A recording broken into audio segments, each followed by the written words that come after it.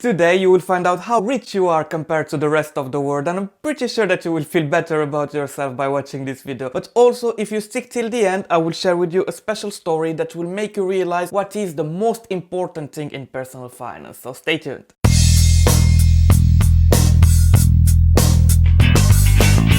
I divided this video in two parts. In the first part, I will share with you how rich you are by net income, and in the second part, I will share with you how rich you are by net wealth. So let's start with the first part. So guys, let's see how your income looks like compared to the rest of the world. So just to mention that this is the net income that I'm speaking about. In other words, income after taxes. And also I wrote them all down in US dollars so that you can convert them in your own currency easily. So I will start here with $1,000 per month. So if you make $1,000 per month or $6.25 per hour, how do you think you stand out compared to the rest of the world? Do you think like you are in the top 50% or you are more at the bottom? Well, let's find out. So if you make $1,000 or $6.25, you are already in the top 17.5%. That number just drove me crazy, guys. Why? Because if I put you in a room with 100 people from around the world and you make only $1,000 per month, only 17 people will have a higher income than yours out of 100. That's for me, it's mind-blowing. I'm really curious, what did you thought that this number would be? So please write it in the comment section, I really would like to hear. And this is to show how lucky we are to live in countries like the United States, or in my case the United Kingdom, or the European Union. You should really not take this for granted, because you could have been born in some part of the world where you would be doing the same job that you are doing now for 50 pence an hour, or maybe even less. So be happy for what you have. Now we jump to $1,500. So if you make $1,500 a month or $9.38 per hour, then you're already in the top 11% highest income. So if you're in a room with 100 people and you make $1,500 a month, only 11 would have a higher income than yours. So now if we go to $2,000 or $12.50 an hour, and for my British friends that means 10 pounds an hour. So if you make 10 pounds an hour or $12.50 an hour, you're already in the top 7%. So your income is already in the top 7% worldwide. So instead of complaining that you make only 10 pounds an hour, be happy for that 10 pounds an hour and find ways to make even more money, because you are in this country that gives you a lot of opportunities. Then if you make $2,500 a month or $15.63 per hour, you are already in the top 4.7%. In other words, top 5%. So that's great. Also, if you make $3,000 or $18.75,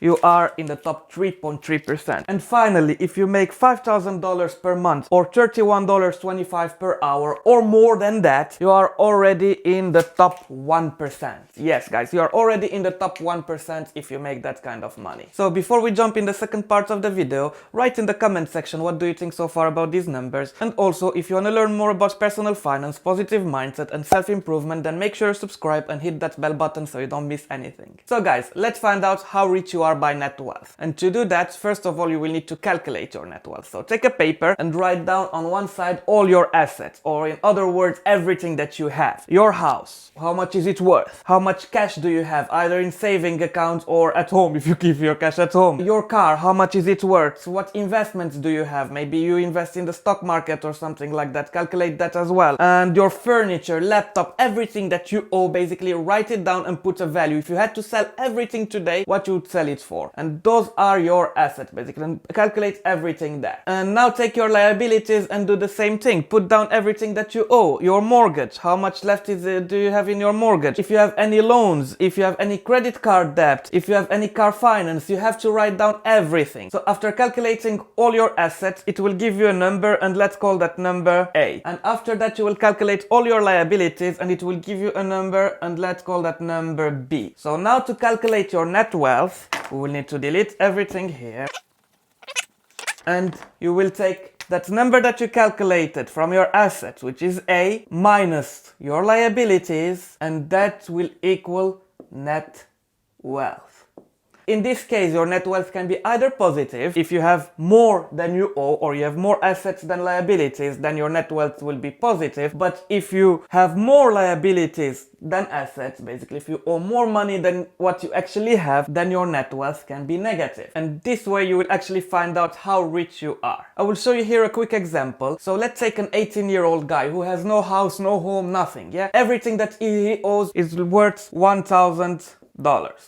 Maybe that's his phone or his laptop or both, okay? But that's everything that he owes. But he has also credit card debt, $200 In this case, if we take 1000 minus 200, it will give us 800. This is his net wealth. But on the other hand, if we do the thing a bit differently, this same guy, let's say he has only 200 assets. Let's say he just have a phone, that's all what he has that is worth 200. But he has credit card debt of 1000, then his net wealth will be minus 800. Basically, will be in a negative net wealth. Now that you know how to calculate your net wealth, let's get into the numbers. So if everything that you have and you own is $500 or less, then you are in the top 76%. In other words, if I put you in a room with 100 other people from around the world, 76 would be richer than you. That's pretty bad. Now, if you own $1,000, that is all your net wealth, then you made it already in the top 68%. In other words, in a room with 100, 68 would be richer than you. That's not very good neither. Now, if you have $5,000,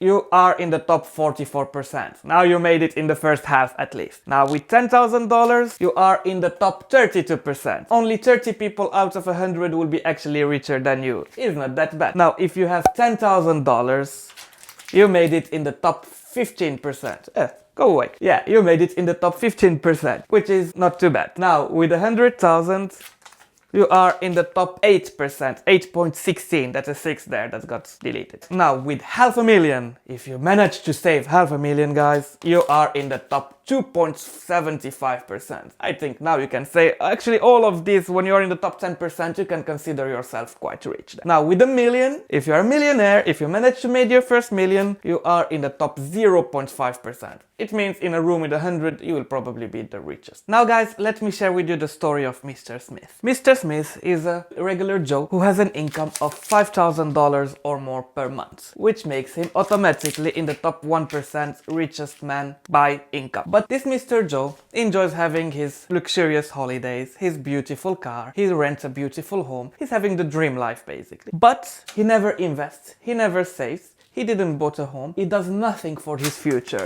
And that makes his net wealth to be $500 or less. But the day comes when Mr. Smith has to retire or loses his job. He realizes that that high income that he had is not something that he will have all his life. And he realizes that he has no asset. He's still renting his house, his beautiful car, he cannot afford to pay it anymore. And later on in the future he sees his brother, his sister, his neighbor, his best friend, who maybe earned twice less than him, but saved every month and invested every month a small part of that income in something that will be useful for the future. Now actually being richer than him, having their own home, not having to pay for a mortgage anymore or a rent because they paid it off, and affording now those holidays and affording an easy life, while Mr. Smith is actually today struggling. In conclusion, Mr. Smith didn't know the most important lesson in personal finance, which is how much you make is definitely not as important as how much you keep. Remember that guys, it's important to make more money, but also it's important to manage to save more and find that right balance that is for you. I hope you enjoyed this video, make sure you subscribe to my channel and see you next time.